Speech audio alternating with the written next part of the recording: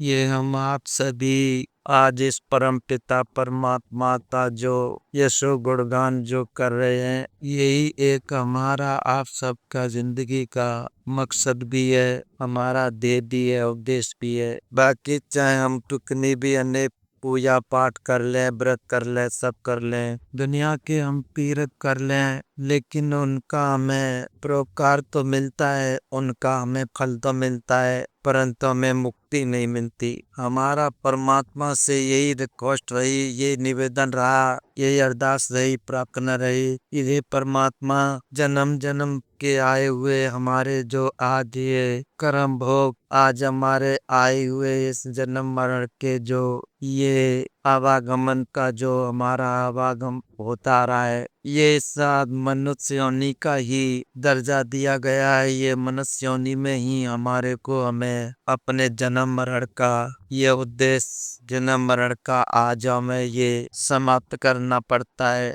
और होता भी है मनुष्य योनि में समाप्त। और बाकी तो हम जितने भी जो जीव हैं, चाहे वो छोटे हैं, बड़े हैं, चाहे कीड़े हैं, मकोड़े हैं, जानवर हैं, पशु हैं, ये अपने अपने अगर समय के अनुसार अपने अपनी उम्र के हिसाब से अपने अपने वक्त के अनुसार ये अपना भोग पूरा करके फिर किसी और योनि में चले जाते हैं। लेकिन ये जो हमारे संत महात्मा जो समझाते हैं, बताते हैं, वो हमारे को हमें यही समझाते हैं कि हमारी जिंदगी इस 84 लाख की जो लास्ट स्टेज है, और जो हम सभी को मालूम भी है कि सबसे पहले हमारी लास्ट स्टेज हमारी इस वनस्पति से है, और वनस्पति हमारा एक तत्व प्रबल है, बाकी तो और 4 तत्व ना के समान है। ये वनस्पति जो हमारे को हमें दिख रही है और जो हमारे को हमें दिखाई दे रही है, इसका रोज तो कटाव भी होता है, अपने समय के अनुसार भी कटती है, लेकिन इसका कोई ऐसा महत्व नहीं होता है, ऐसा कोई इसका ज्यादा हमारा बुरा भला नहीं होता जो कि हम इस वनस्पति को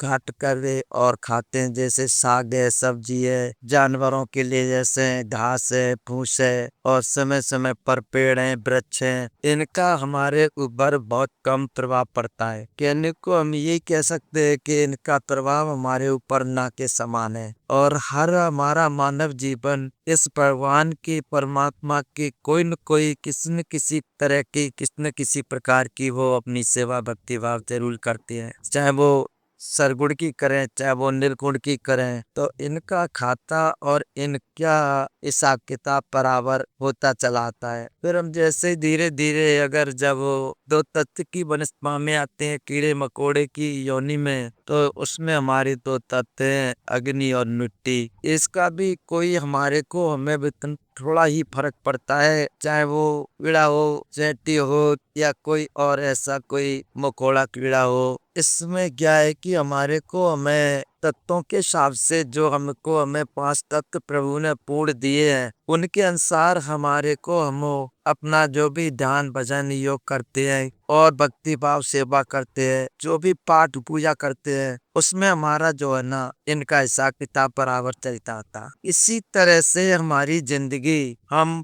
4 पाई तक की जिंदगी तक आ जाते हैं, तो उसमें भी हमारे को हमें इसका हिसाब किताब हम मानव जीवन में चुकाते आते हैं, देते आते हैं। लेकिन जब हम बराबर की श्रेणी में आ जाते हैं, तो हमारे को हमें उसका चुकाव जो है अपने आप अपनी जिंदगी में हम नहीं दे पाते। क्योंकि अगर मनुष्य मनुष्य को अगर कोई मारता है, मनुष्य मनुष्य को अगर कोई किसी तरह से हलाल करता है, या किसी तरह से कोई भी अगर वो मनुष्य पर वार करता है, तो उसका उनके ऊपर कर्म लागू हो जाता है, और वो बदले की भावना में आ जाता है। यहाँ तक है कि वो अपना कभी किसी भी अगर योनि में आकर के कभी किसी भी अगर वो कहीं अपने अगले जीवन में आकर के वो हमसे बदला लेने का अधिकार बन जाता है। तो ये जिंदगी हमारी हमको परमात्मा ने सबसे ऊंचे स्तर पर रखी है, जो हमको परिपूर्ण 5 तत्व दिए। इनमें कोई भी तत्व ऐसा नहीं है जिसमें किसी बात की कमी हो, चाहे वो हमारा तत्व जल का हो, पानी का हो, मिट्टी का हो, अग्नि का हो, वायु का हो, आकाश का हो, ये पूर्ण तत्व है हमारे अंदर। इसलिए मनुष्य को जो भी जितना भी ऊंचे से ऊंचा दर्जा दिया है, मनुष्य को जितना भी जो ऊंचे से ऊंचा कहा है, वो इसीलिए कहा है कि हम वास्तव में ही अपने इस अपने मानवता के हिसाब से और मानवता के अगर तरीके से हम इस दुनिया में परिपूर्ण हैं। बात यही आती है कि हम सब परिपूर्ण होते हुए भी और हम संपूर्ण होते हुए भी फिर भी हम अपने आप को समझ नहीं पाते। मनुष्य जन्म जरूर मिल गया और मनुष्य जन्म जरूर हमारा आ गया, लेकिन फिर भी हम इसको समझ नहीं पाते कि हमें मनुष्य जन्म में आकर के हमको फिर किस तरह से क्या हमें अपना जीवन बिताना है, कैसा अपना जीवन काटना है, कैसा जीवन में हमें क्या करना है, ये हमने कभी कोई अपने दिल मन में विचार नहीं कर पाते, सोच नहीं पाते। और हम उसे एक ना समझ के अनुसार और एक ना बुद्धि विवेक के अनुसार हम उसको ऐसे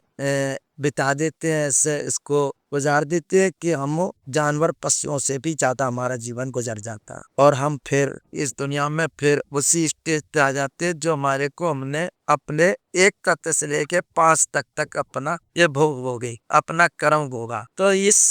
इससे ही संत महापुरुष हमको बार बार समझाते हैं, कहते हैं कि भाई कि आप अपना खुद ही मनुष्य आपे को मनुष्य के अगर अपने तन को हमें अपने आप ही समझने की जरूरत है। कोई इसमें भी विचार नहीं है, क्योंकि ये हमारे संत कबीर साहब भी कहते थे कि हरि हरिजन दोनों एक है, विचार कछु नहीं। कहते हैं कि हरि हरिजन यानी परमात्मा और वो परमात्मा का सेवक या भक्त, उसमें कोई फर्क नहीं होता, कोई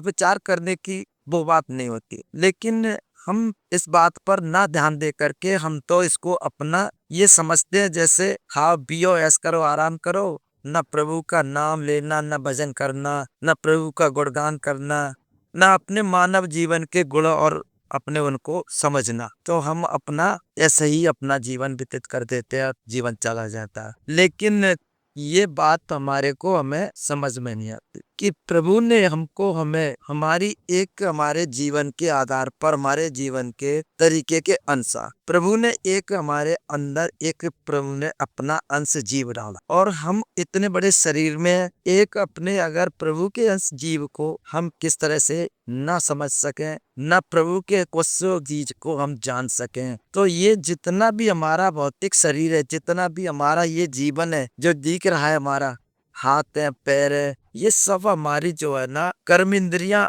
और हमारी ज्ञान इंद्रियों के अनुसार, जैसे 5 कर्म इंद्रियां होती हैं, 5 ज्ञान इंद्रियां होती हैं, उनके हिसाब से जो हमारा जीवन चल रहा और अचर में चल रहा है। लेकिन इन सब का ही हम सब कुछ कर्म करते हुए, इन सब का कर्म करते हुए फिर भी हमें अपनी आत्मा का हमें बोध नहीं होता, हमें अपने प्रभु की अंश आत्मा का हमें कोई मालूम नहीं होता, पता नहीं। वो सब महात्मा समझाते हैं जैसे जल तरंग उठत बाटी सलदे सलद समात। जैसे आपने कभी देखा है कि जल में जैसे अगर हवा अगर बबूला बन के ऊपर आ जाता है और पानी में बबूला बन जाता है, और फिर उसको जरा सी देर लगी या हवा लगी तो वो फूट जाता है, तो वो पानी में मिल जाता है। ऐसे ही संत महात्मा कहते हैं कि ये जो शरीर जीवन मिला है, हमें मनुष्य जन्म मिला है, ये कुछ हमारे थोड़े समय के लिए मिला है। जैसे जल में पानी का बबूला एकदम पैदा हो जाता है ना, हवा भर करके वो ऊपर आ जाता है, ऐसे जो जीवन हमारा आज इन कर्मों से निकल करके, हम कर्म भोगों से निकल करके, कर्म योनियों में से निकल करके आज हम अपने इस मनुष्य जन्म में आए। हमें इस जीवन को बहुत ही अच्छी तरीका से महत्व से समझना चाहिए। हमें अपने प्रभु के परमात्मा के नाम भजन से एक पल भी हमारा ध्यान टूटना नहीं चाहिए। और